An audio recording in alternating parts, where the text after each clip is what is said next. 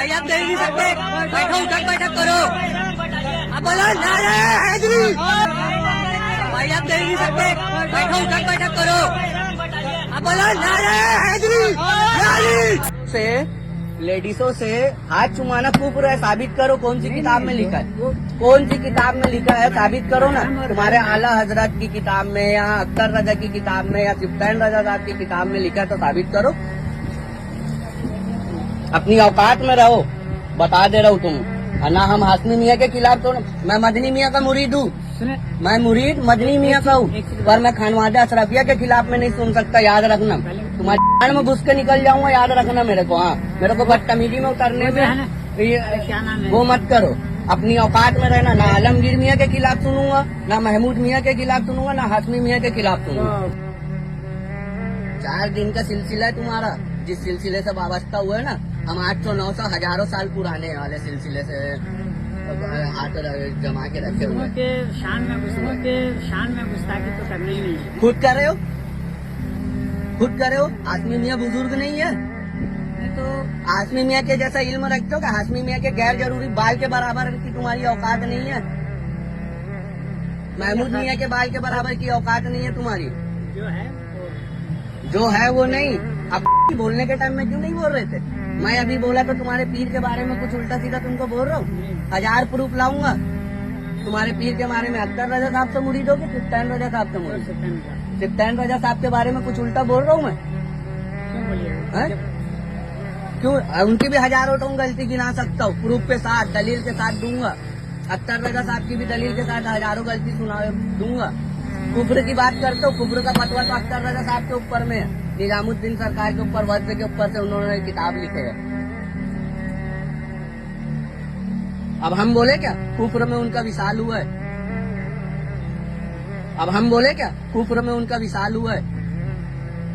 अब हम बोले क्या कुफ्र में उनका विशाल हुआ है?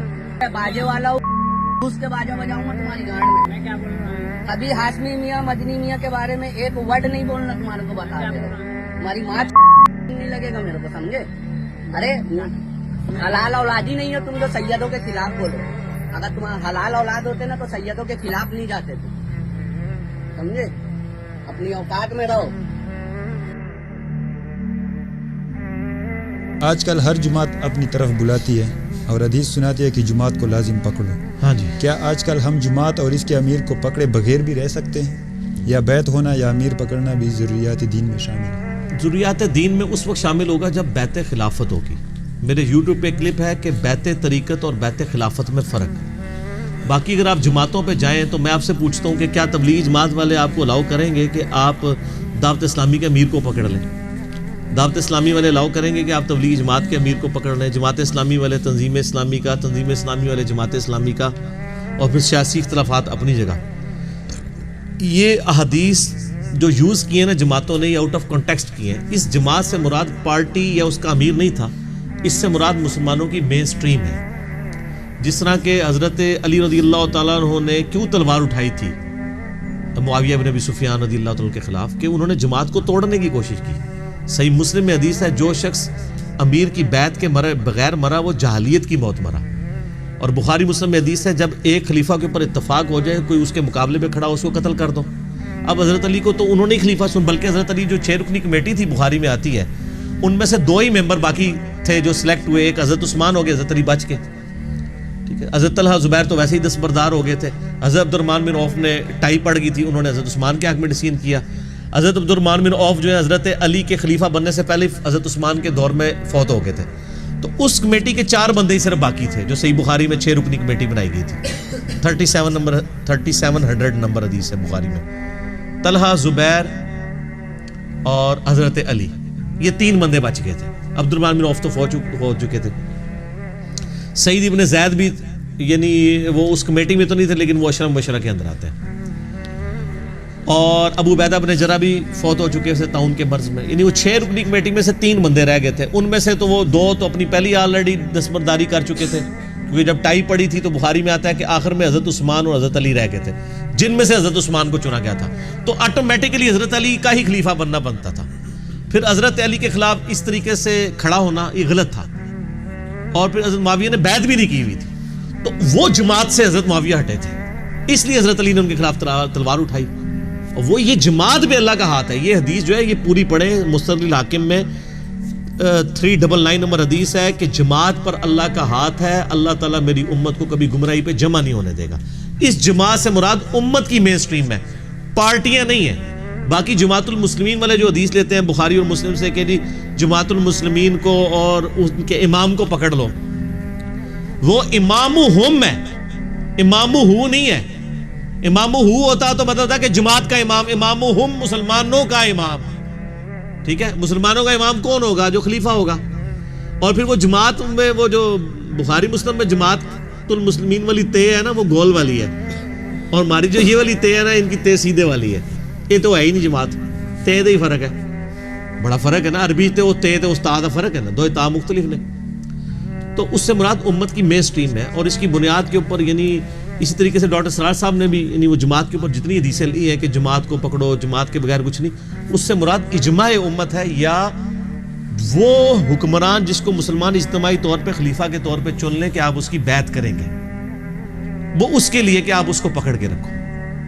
وہاں پہ بھی اگر کسی کا علمی اختلاف ہو تو وہ بھی اس لیول کے اوپر واجب نہیں ہے. ہاں بغاوت پہ کوئی کھڑا ہو جائے تب ہے، ورنہ تو سعد ابن عبادہ نے تو حضرت ابوبکر کی بیعت نہیں کی ہے، تو حضرت ابوبکر نے ان کو قتل تو نہیں کیا، انہوں نے حضرت عمر کی بھی بیعت نہیں کی، حالانکہ وہ بڑے جید صحابہ میں سے خزرج کے سردار تھے. اصحاب صوفہ کا کھانا ان کے گھر سے جاتا تھا. 155 صحابہ کے نبی علیہ السلام کے صحابہ پہ ان کا احسان ہے، امت پوری پہ احسان ہے ان کا، ہم ان کے ریگارڈ کرتے ہیں. لیکن اس بنیاد پہ ان کو حضرت بکر صدیق نے قتل نہیں کروایا کہ بھئی تو نے بیعت کیوں نہیں کی ہے. لیکن انہوں نے کوئی پارٹی بنا کے جتھا بنا کے ٹکرائے بھی تو نہیں نا. حضرت علی کو تلوار اس لیے اٹھانی پڑی کہ وہ لوگ ٹکرا گئے تھے، ریٹ آف دی گورنمنٹ کو چیلنج کر رہے تھے. باقی واقعہ کے ریسرچ پیپر میں نے ڈسکس کیا، نبی اسلام نے پہلی پریڈکشن فرما دی تھی. تو یہاں پر یہ والی جو جماعتیں ہیں یہ اجتہادی جماعتیں ہیں.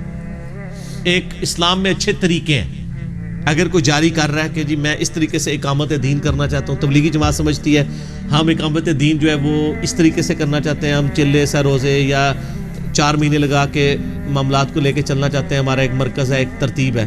ٹھیک ہے، تنظیم اسلامی والے ایک اپنا طریقہ رکھتے ہیں، جماعت اسلامی والے اپنا رکھتے ہیں.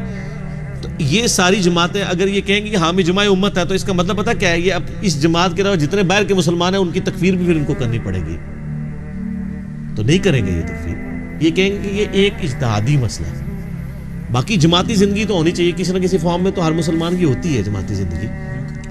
باقی امیر والا جو معاملہ ہے نا یہ سب کے سب، یہ پیری مریدی کی بھی جو بیعت شروع ہوئی ہے وہ بھی سارے اجتہادی ایشو ہیں. جب وہ والی بیعت 2 نمبر ہو گئی، بنو امیہ بنو عباس کی خلافتوں کے اندر یعنی بدماشیاں شروع ہو گئی، تو پھر صوفیاء کو موقع مل گیا انٹری مارنے کا. انہوں نے پھر بیعت طریقت پیرلل میں شروع کرا دی. ان کا یہ تو ہے ہی دنیا دار حکمران ہے، تو ساڈی بیعت کرو. یہاں سے یہ سارا بیعت کا سلسلہ شروع ہو گیا. ان کا بیعت فی نفسی کو بری چیز نہیں ہے، بیعت ضرور کریں، لیکن اللہ اور اس کے رسول کے احکامات کے اندر. بیعت کا یہ مطلب نہیں کہ پیر کہہ رہا ہے بچہ ذبح کر دو آپ بچہ ہی ذبح کر دیں. فی المعروف، ہاں بالمعروف، کیونکہ بخاری مسلم میں حدیث ہے، حضرت علی علیہ السلام کہتے ہیں میں نے نبی علیہ السلام سے سنا تھا کہ خالق کی نافرمانی میں مخلوق کی اطاعت نہیں ہے. ٹھیک ہے، خالق کی نافرمانی میں نہیں ہے. پھر بخاری مسلم میں حدیث ہے کہ نبی علیہ السلام نے ایک قافلہ روانہ کیا، اس قافلے کا امیر تھا، اس نے آگ کی لکڑیاں جلائیں اور پھر اپنے ساتھیوں کا اس میں کود جاؤ، کیونکہ امیر کی اطاعت واجب ہے. بخاری مسلم میں حدیث ہے کہ جس نے میری اطاعت کی اس نے، نبی علیہ السلام نے فرمایا جس نے میرے بنائے ہوئے امیر کی اطاعت کی اس نے میری اطاعت کی، جس نے میری اطاعت کی اس نے اللہ کی اطاعت کی. تو انہوں نے کہا کہ اس میں ہم خودکشی کیسے کر لیں، اس میں اطاعت نہیں ہے. تو واپسی پہ آ کے نبی علیہ السلام کو شکایت لگائی. آپ نے فرمایا اگر تم اس آگ میں کود جاتے نا تو دوزخ کی آگ میں جا کے نکلتے. تو انہوں نے اپنی عقل استعمال کی، مقلد نہیں سر، اے مسئلہ ہے. مقلد ہوندے ہو کہندے جی دیکھو جی بزرگ نے آخر ایڈے پہنچے، بزرگ نے غلط نہیں کر سکتے نا سر. ایڈے انہوں نے بڑا پہنچا کہڑا صحابی سے بڑا پہنچا ہوا کون سا ہو سکتا ہے؟ اس نے بھی اتنی غلط بات کی کہ سیدھا دوزخ میں بھیجنے کا فتویٰ لگا دیا اپنے ماننے والوں کو. تو نبی علیہ السلام نے فرمایا اگر تم اس بندے کی بات مان لیتے سیدھا دوزخ میں نکلتے. تو سر صحابی کی بات بھی کتاب و سنت کے خلاف ہو تو ایکسیپٹیبل نہیں ہے. تو تسی اپنے بزرگاں نو اپنے کول رکھو سنبھال کے، ٹھیک ہے نا، احترام نال. تو ساری نظر تو بچا کے رکھو، سانو کوئی نہ کوئی شے انہاں دی نظر آ جاندی ہے، پھر سانو مجبوراً بیان کرنی پیندی. پردہ کراؤ انہاں نو، انہاں دی کتاباں نو بھی پردہ کرو، انہاں دی تعلیمات نو بھی پردہ کراؤ. ٹھیک ہو گیا. ਇਹਨਾਂ ਨੂੰ ਬੁਰਕੇ ਸ਼ੁਰੂ ਕਰੋ, ਅਦਰਵਾइज ਕੋਈ ਨਾ ਕੋਈ ਸ਼ੈ ਇਹਨਾਂ ਦੀ ਨਜ਼ਰ ਆ ਜਾਏਗੀ ਸਾਨੂੰ, ٹھیک ہو. ظاہر ہے جب صحابہ کرام علیہ رضوان کی غلطی کو نبی علیہ السلام فرما رہے ہیں کہ وہ انڈورس نہیں، میں ان کو اون کرنے کے لیے تیار نہیں ہوں. حتیٰ کہ آپ دیکھیں نا وہ جو اسامہ ابن زید سے ہو گیا تھا ایک جنگ کے دوران، صحیح بخاری میں آتا ہے، ایک بندے کے اوپر یعنی وہ کافر اور اسامہ بن زید کی لڑائی ہو رہی تھی. جب اس نے دیکھا میں تلوار کے نیچے آ گیا ہوں تو اس نے کلمہ پڑھ دیا، پھر بھی اس کو قتل کر دیا. نبی علیہ السلام کے سامنے ہوا تو آپ نے فرمایا یا اللہ میں اسامہ کے اس عمل سے بری ہوں. ٹھیک ہے. اور پھر آپ نے فرمایا اسامہ تو اس وقت کیا کرے گا جب وہ کلمہ پڑھتا وہ قیامت دن اٹھے گا. اور حضور یہ بات اتنی ریپیٹ کرتے رہے کہ حضرت اسامہ کہتے ہیں میں نے کہا کاش حضور خاموش ہو جائے، کاش میں آج سے پہلے کافر ہوتا اور اب کلمہ پڑھ کے مسلمان ہوتا، کم از کم میرا یہ جرم تو معاف ہو جاتا. یہ صحیح بخاری کے اندر حدیث موجود ہے. حالانکہ ڈر سے یقیناً اس نے پڑھا ہوگا، لیکن ظاہری کلمے کا بھی احترام ہے. لیکن سر یہاں مولوی آپ کے نہ کلمے کا احترام کرتے ہیں، آپ کہتے رہتے ہیں مسلمان ہو، کہتے نہیں گستاخ رسول ہے. ٹھا دیکھ لو، آپ میلاد بھی کروا رہے ہیں، ہر جمعرات میلاد کروا رہے ہیں.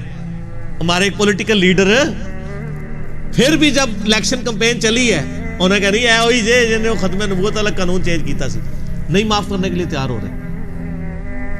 غلطی ہوگی ریورس ہو گئی، نہیں معاف کر رہے.